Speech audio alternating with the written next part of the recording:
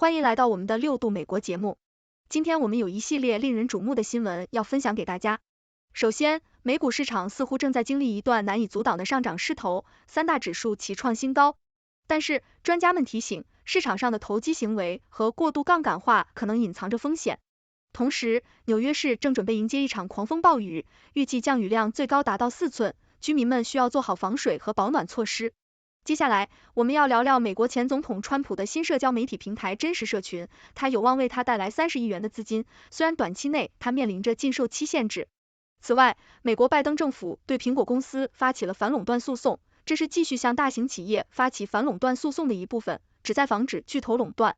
苹果公司目前面临的挑战不仅来自监管机构，还来自开发者和投资者的压力。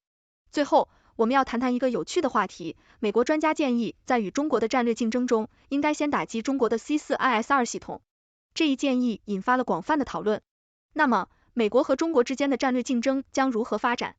这些都是我们今天要深入探讨的话题。请大家继续收看详细内容。美股上涨势不可挡，三大指数齐创新高。网友。此外，他还指出，近期市场上出现了大量的初次公开募股 IPO 和特许经营权 SPAC 交易，这也是过去泡沫时期的常见特征。而 Kolonovic 则警告称，市场上的投机行为和过度杠杆化可能导致金融系统的不稳定。虽然目前市场上存在一些泡沫的迹象，但多数投行仍然看好美股的继续上涨。他们认为，美国经济基本面良好，企业利润增长强劲，这将继续支撑股市的走势。此外，人工智能、清洁能源和回迁热潮等宏观经济主题也将推动美股的上涨。然而，投资者仍需保持警惕，注意市场的风险和波动，合理配置资产，以降低投资风险。狂风暴雨明天袭纽约，降雨量最高达4寸。网友。纽约市预计将迎来大风和强降雨的恶劣天气，降雨量最高可达4度。预计从本周6早上开始，纽约市中心区以及新州中部和南部将启动洪水预警，其他地区则将发出寒冷天气警告。降雨将伴随大风，气温骤降，建议居民关注天气预报，并采取适当的防水和保暖措施。降雨将从周6上午开始增强，并在当天下午至傍晚达到高峰，随后逐渐减弱。气象部门指出，周6下午至晚上为积水高发期，部分地区可能会出现轻微的河流倒灌。苏利文县预计将出现混合降雨，包括雪、雨夹雪或冻雨，并在周6早晨转变为雨水，总降雪量预计为1到2度。降雨预计将在周日结束，气温仍将较低，但天气晴朗。下周气温将回升至50度以上，周中可能再次降雨，但程度不会很剧烈。天降馅饼给川普。网友。美国前总统川普的新社交媒体平台真实社群 Truth Social 有望在下周上市，为他带来30亿元的资金，能够帮助他支付4.5亿元的欺诈案罚款的上诉保金。然而，川普将受到6个月的禁售期限制，短期内无法套现。如果他大量抛售股票，可能会对公司的前景产生负面影响，因为投资者购买该股票主要是因为喜欢川普，而非公司业务。尽管真实社群的业绩一直不佳，但对川普的支持者来说，股价与川普的政治势头成正比。川普有可能将所持股票作为抵押来解决资金周转困难。涨势暂歇，美股涨跌互见。网友。根据投资人的预期，今年将会开始降息，这一预期推动了股市的上涨。然而，美股今天出现了涨跌互见的走势。道琼工业指数下跌305.47点，或 0.77%， 收于39475.90点。标准普尔500指数下跌7.35点，或 0.14%， 收于5234.18点。纳斯达克指数上涨26.98点，或 0.16%， 收于16428.82点。费城半导体指数上涨10.387点，或 0.21%， 收于4908.262点。苹果四面楚歌。网友。过去10多年来，苹果一直是一家非常成功的公司，但最近面临了一系列的挑战。美国司法部对苹果提起了反垄断诉讼，指控其为自己的产品提供了竞争对手无法获得的优势。欧洲委员会对苹果处以18亿欧元的罚款，原因是其阻止音乐流媒体竞争对手向用户提供促销和订阅升级。此外，荷兰、韩国和其他国家的监管机构也对苹果提出了指控，并处以罚款。这些问题正在考验苹果品牌的韧性，并削弱其业务主导地位。苹果面临的挑战不仅来自监管机构，还来自开发者和投资者。开发者抱怨苹果对新的竞争法回应违反了规则，他们要求苹果开放 iPhone， 允许其他应用商店和支付系统进入。投资者则要求苹果进入可生成人工智能领域，这是一个具有巨大潜力的领域。苹果还没有推出相关产品，而同行微软和谷歌已开始建立可生成人工智能业务。这些问题可能会对苹果的业务和股价产生影响。尽管面临诸多挑战，苹果仍然是一家非常成功的公司。去年，其销售额达到3860亿美元，利润为970亿美元。苹果的产品仍然非常受欢迎，并继续推动其业务的增长。然而，苹果需要应对这些挑战，并找到解决问题的方法，以保持其竞争优势。随着监管机构的调查和诉讼的继续，苹果可能需要改变一些商业实践，并与监管机构和开发者合作，以确保其业务的可持续发展。美专家读过《孙子兵法》，主张先打击中国 C4IS2 系统。网友，根据最新报道，美国智库米切尔航空航天研究所的高级常驻研究员迈克尔·达姆在美中经济与安全审查委员会的听证会上表示，美国不应曲解《孙子兵法》不战而屈人之兵的含义，建议美国应该在与中国制定作战计划和攻击之前先发制人，以保持优势。达姆指出，中国很可能会先攻击美国的 C4IS2 系统，而不是直接打击军事设施。因此，他建议美国加强自身的 C4IS2 能力，并提早打击中国的 C4IS2 系统。此外，华盛顿政策智库新美国安全中心的高级研究员托马斯·舒加特也呼吁美国加强造船港口建设，做好军事对抗准备，因为中国的造船能力和飞弹能力相当可观。中国对此表示，中国的军事实力的成长是为了维护地区和世界秩序的稳定，并非威胁世界和平。现代战争的战场管理能力需要依赖 C4IS2 的整体素质和高度整合。川普炮轰白宫新法，一旦上台将立即推翻。网友，白宫宣布新法限制燃油汽车后，前总统川普猛烈批评，指责此举将重创汽车行业，并表示若赢得大选重新执政，将推翻有关政策。然而，即使政党更替，下届政府也需要时间来推翻这项法案，并且还需要推出其他控制温室气体污染的措施，因此法案的最终命运可能需要由最高法院决定。拜登政府推出的史上最严汽车尾气排放标准最终版本有所打折，延长了汽车制造商实现激进排放目标的时间。这一决定可能会减缓电动汽车的采用，因为消费者对电动汽车的需求下降，更青睐油电混合车。此次政策的打折反映了石油和天然气行业以及一些汽车制造商的利益博弈。美国汽车工人工会对电动汽车的迅速推广表示担忧，担心电动汽车生产所需的工人会减少就业机会。需要注意的是，尽管电动车市场增长放缓，但混动车销量在美国加速增长。这表明电动汽车工厂的规模化和供应链的打造仍然面临困难，电动汽车行业是一个适者生存的行业。因此，即使政府推出更严格的排放标准，电动汽车行业仍然需要应对市场需求和价格竞争等挑战。共和党与川普达成联合筹款协议。网友，美国前总统川普与共和党全国委员会 RNC 达成新的联合筹款协议，两个阵营联合捐款所得将优先用于川普的法律诉讼。这引起了一些共和党人的担忧，他们认为这可能导致共和党在大选阶段经费吃紧，无法应付多场选战。川普的竞选团队已经开始争取更多的支持者捐款，以应对竞选经费的不足。然而，这次协议被指违反了募款规范，引发了对资金使用合法性的争议。川普面临的财务困境主要源于他面临的财务欺诈指控，需要缴纳逾4亿美元的罚款和利息。如果在25日前无法缴纳巨额保证金，川普面临资产被查封甚至破产的风险。然而，川普手头的现金状况不明，他也无法找到金融机构提供担保。川普还面临着其他刑事案件和重罪指控，这使得他的选情可能受到冲击。美国的竞选费用一直在飞涨，预计2024年的总统选举将成为最贵的总统选举。川普的法律纠纷可能影响他的筹款能力，目前他在竞选经费上远不及现任总统拜登。川普的竞选团队规模也比2020年同期的一半要小，他们正在努力争取更多的支持者捐款来弥补资金不足。总的来说，川普与共和党全国委员会达成的新的联合筹款协议引发了争议。一些共和党人担心这将导致共和党在大选阶段经费吃紧，无法应付多场选战。川普面临的财务困境主要源于他面临的财务欺诈指控，需要缴纳逾4亿美元的罚款和利息，他也无法找到金融机构提供担保。川普的竞选团队已经开始争取更多的支持者捐款来弥补资金不足。预计2024年的总统选举将成为最贵的总统选举，川普的法律纠纷可能影响他的筹款能力。女警与6名同僚发生性关系，市府赔50万。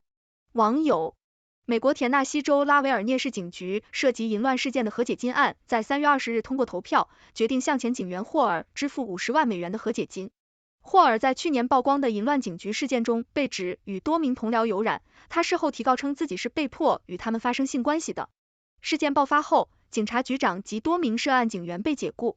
霍尔的律师表示，他接受和解是为了能继续自己的生活。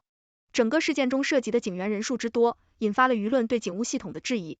霍尔表示，他提起诉讼的目的是为了给其他受剥削和压迫的女性发声。目前，该案还在调查中。爱女越露越多，黑道出身的爹要找侃爷聊聊。网友：比安卡的着装风格变化大，越来越接近不着装。从去年结婚到现在，她的穿着越来越露，甚至可以说是裸露。外界普遍认为这与她的丈夫侃爷有关，有传闻称侃爷对她进行了 PUA 操控心理指导。比安卡的家人和朋友们也对她的改变感到担忧，她的父亲甚至要求侃爷和比安卡飞到澳大利亚，当面解释她的行为。比安卡的父亲来自一个以黑帮背景而闻名的家族，这也让人对这次会面的结果充满期待。比安卡的着装风格从正常到裸露的变化引起了人们的关注。虽然他的家人和朋友们对此表示担忧，但他似乎对此漠不关心，甚至对朋友们的担忧表示厌烦。有人认为他之所以这样做，是因为他希望通过这种方式获得名声。然而，这种改变似乎与她的丈夫侃爷有关，有传闻称他对她进行了 PUA 指导，控制了她的穿着风格。比安卡的父母也对此表示担忧，尤其是他的父亲，他要求侃爷和比安卡飞到澳大利亚，当面解释他的行为。比安卡的父亲来自一个以黑帮背景而闻名的家族，这使得他对侃爷的行为更加不满。他要求侃爷和比安卡飞到澳大利亚，当面解释他的行为。侃爷是否会接受这个要求，以及会面的结果如何，目前还不得而知。整个事件也引起了人们的关注，大家都在拭目以待。对中鹰派议员加拉格尔突然宣布4月就提前走人。网友：美国众议院美国与中国共产党战略竞争特设委员会主席加拉格尔将于4月19日提前辞职。他在今年2月宣布不再竞选连任国会众议员。加拉格尔表示，他决定辞职是在与家人的对话后做出的决定。他将与众议院共和党领袖合作，并期待议长约翰逊任命新的主席来履行委员会的职责。加拉格尔曾在众议院军事委员会、情报委员会、网络日光市委员会以及美中战略竞争特设委员会工作。他是美国威斯康星州联邦众议员，曾是美国海军陆战队情报官。作为美中战略竞争特设委员会的首任主席，他呼吁积极对抗中共的全球影响力及对美国的渗透，并率团访问台湾。民主党首席议员克里希纳莫蒂表示对加拉格尔即将退休感到失望，但感谢他为国家所做的服务和两党在特别委员会中的合作成就。如今白宫正滑向北京模式。网友：在美国，商业决策越来越受到政治的影响。无论是 TikTok 还是美国钢铁公司，政治因素都在重新定义国家利益。美国曾以自由市场资本主义著称，但现任总统川普和即将上任的拜登都倾向于国家资本主义，政府经常干预企业以确保国家利益。川普利用贸易政策惩罚外国竞争者，而拜登的国家资本主义目标是促进美国制造业和绿色能源发展，同时保障国家安全。川普试图强制要求将 TikTok 出售给美国投资者，但最终失败。拜登则表示反对日本制铁收购美国钢铁公司，希望保持该公司在美国手中。虽然日本制铁具有财力雄厚和专业技术，但美国钢铁工人联合会和一些政客反对这一交易。拜登的反对可能导致美国钢铁公司被 Cleveland-Cliffs 低价收购，这将违背他防止企业集中的目标。无论是川普还是拜登，他们不能简单的将自己所希望的结果强加给企业。然而，外界对他们的预期将改变企业的行为方式，企业将更倾向于通过政府而不是市场竞争来击败竞争对手。国家资本主义和裙带资本主义之间的界限将变得模糊。无论是 Cleveland-Cliffs 还是竞购 TikTok 的投资者，都需要获得政府的接受。因此，川普政府时期的财政部长姆努钦表示，他正在组织对 TikTok 的竞购。总的来说，美国的商业决策越来越多地受到政治的影响，国家利益被重新定义，以适应当时的政治要务。川普和拜登都倾向于国家资本主义，政府经常干预企业以确保国家利益。然而，这种干预可能导致企业行为方式的改变，使企业更倾向于通过政府而不是市场竞争来获取利益。大限将至，川普可能选择摆烂。网友，美国前总统川普面临纽约民事诈欺案的罚款保证金的最后期限将至，但他可能会选择什么也不做。川普一直在努力筹集这笔巨额的保释金，但迄今为止并未成功。他的律师声称这几乎是不可能的任务。另一种可能是川普依据美国破产法第11章规定，申请破产以保护他在曼哈顿的房地产资产。然而，专家表示这种方法太复杂，且在2024年选举季即将到来之际也不受欢迎。第三种可能是让节期过去，让纽约州检察长詹乐霞没收川普的银行账户或房产资产，包括川普大厦和他的私人顶层公寓。这种做法存在风险，因为川普有权在物业出售前推翻判决。消息人士表示，川普有理由相信此案会被推翻，否则会给纽约的商业环境造成负面影响，人们会停止在纽约做生意。川普的支持者呼吁为他捐款，但至今尚未有明确的筹款来源。川普还计划在4月6日举办大型筹款活动，但目前尚不清楚他是否能筹集到足够的资金。此外，川普的社交媒体平台 Truth Social 有望通过上市来获得一笔意外之财。如果上市成功，川普将获得约35亿美元的股份。人命关天，美向中寻求救命药。网友，印度是世界第3大药品制造国，也是美国最大仿制药出口国。然而，印度药厂在品质控管失误，导致美国救命癌症药物严重短缺。报道指出，由于人命关天，美国不得不向中国寻求救命药物，中国齐鲁制药已被征召，以弥补不足。印度制药商 Intas 被发现操纵数据并试图掩盖，导致美国停止从该工厂进口，抗癌药物短缺可能导致数千人死亡。由于印度多家制药商在品质控制方面失误， FDA 已在印度设立办事处。印度宽松的监管导致对数据完整性产生深远影响，甚至引发世界各地儿童死亡的事件。印度制药商如果想迎合海外市场，就需要严格遵守全球标准。后羿弃兵原型离世，一代女王经历更传奇。网友，知名美剧《后羿弃兵》的主演 Anya Taylor-Joy 因此走红，但很少有人关注剧中女主的原型 Lisa Lane。Lisa Lane 是美国的一个传奇国际象棋大师，她在60年代成为了女子国际象棋世界冠军，并且多次击败了知名男棋手。然而，她在棋坛和社会中却受到了偏见和不公正对待。尽管她为女子国象的荣誉和尊严奋斗了一生，但她在2月28日去世后却没有得到太多的媒体报道。Lisa Lane 是在贫寒的家庭中长大的，她在大学期间偶然发现了自己对国际象棋的兴趣。她利用课余时间学习棋艺，不到1年的时间就展现出了惊人的实力。Lane 在短短的3年内从初学者一跃成为女子国际象棋世界冠军，她的实力让许多男棋手感到恐惧。然而，她却一直受到社会的偏见和对女性的质疑。Lane 一直为女子国象的荣誉和尊严奋斗，但她始终无法获得足够的尊重。他曾经公开向美国棋协喊话，要求男女棋手同工同酬，但他的努力并没有得到太多的回应。虽然他在棋坛取得了巨大的成就，但他依然感到心累。最终，他在70年代退出了象棋界。虽然他依然时不时地为美国女子象棋发声，但他逐渐被人们遗忘。尽管 Lisa Lane 没有得到足够的关注和报道，但她为女子国象的发展做出了巨大的贡献。她用自己的实力和才华证明了女性在国际象棋中的重要性。她的努力让更多的女性棋手得到了激励和鼓舞。虽然她已经离开了人世，但她的事迹将永远被铭记。奉川普为天选之人，他们要成决胜关键。